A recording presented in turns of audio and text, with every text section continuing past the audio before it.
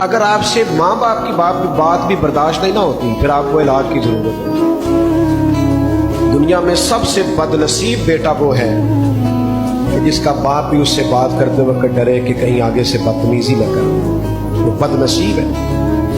وہ میرے یارو حلم، بردباری، ٹھہراؤ، صبر، برداشت، آپ کا سینہ کشادہ ہو، آپ کو سہنا ہے۔ اور میں آپ کو بات عرض کروں، نظریاتی لوگ ہمیشہ بردبار ہوتے ہیں، آپ پرواہ نہ کریں مخالفوں کی، اور لوگ آپ کو آ کے بلا وجہ بھی کہیں گے فلانا تیرے خلاف گل کرتا سی، انہوں کہ یار جی وہ کرتا سی تو چنگا ہوتا تو اتنے جواب دیتا، پہلے تو مزہ لے کے سنیے۔